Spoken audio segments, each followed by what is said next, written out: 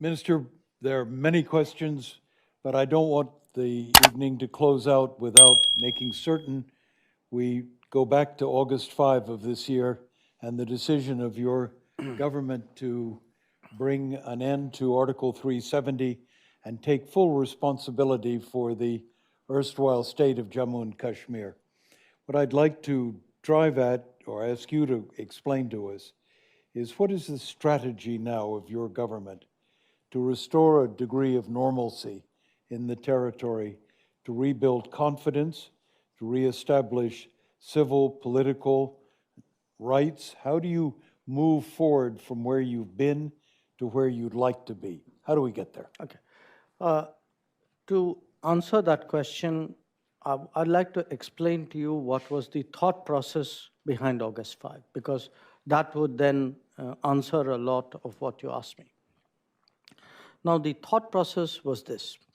I think many of you who know Indian history will recall that there were about 600 odd princely states at the time of independence who were given a choice of joining India or Pakistan, and most of them made up their minds. One which held out in indecision at that point of time was the state of Jammu and Kashmir. And at that time, Pakistan tried to force the issue by really invading Kashmir. And that decision went the other way, which was Jammu and Kashmir decided to join India instead of Pakistan. Now, the first point which I'd like you to recall is all the states joined the Indian Union in exactly the same terms of conditions. That they actually had a form. I have a picture of the accession, instrument of accession that the Maharaja of Kashmir signed. All of them had a form. The blank parts of the form were the name of the state, the name of the ruler, the date of accession. Otherwise, it was exactly the same. Now, initially when they joined, all of them agreed that they would cede to the Union the rights, the powers on foreign affairs, defense, and communications. And then as the Indian Constitution came into being, the idea was that they would, each one of them, accede to the Constitution in question. And they were participants in the Constitution-making process. So as they acceded, they sent delegates in. So it was like a Philadelphia Convention where, people then sent their delegates as the convention progressed. And Jammu and Kashmir also sent their delegates.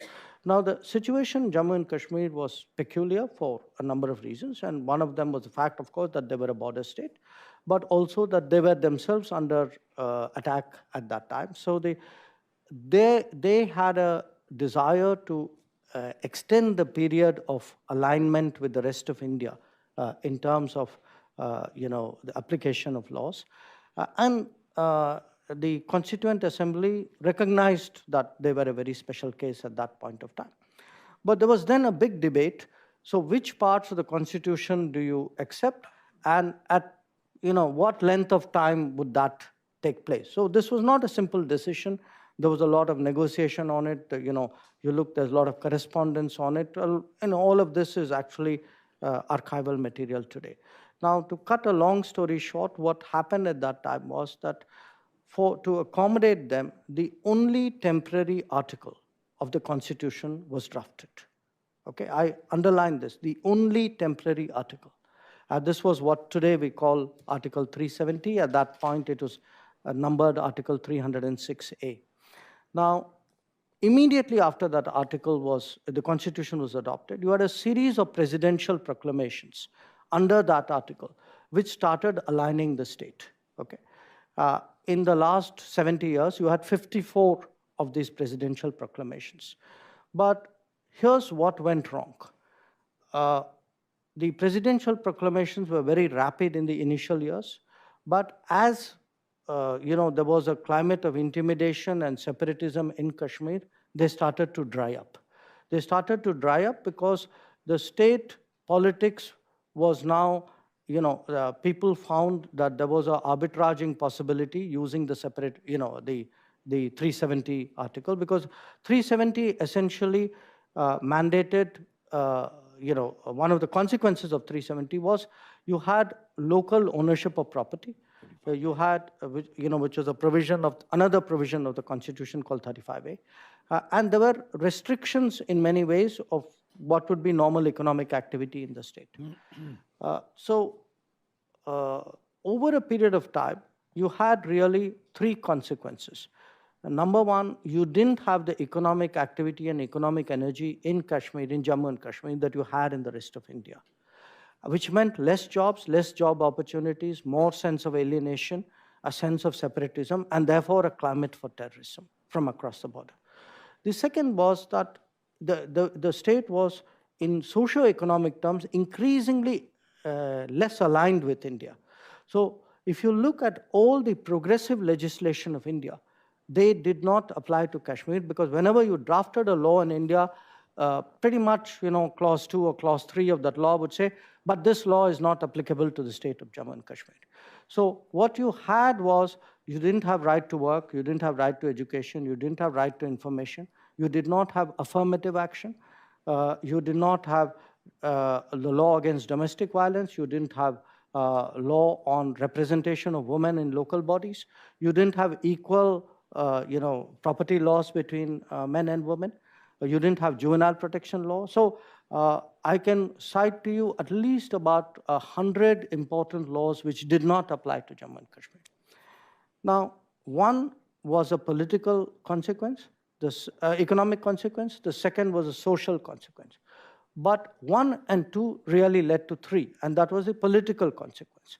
Because what all of this it did was, it allowed really a sort of a narrow elite to arbitrage this 370, to monopolize political power, to create a sort of a closed loop politics.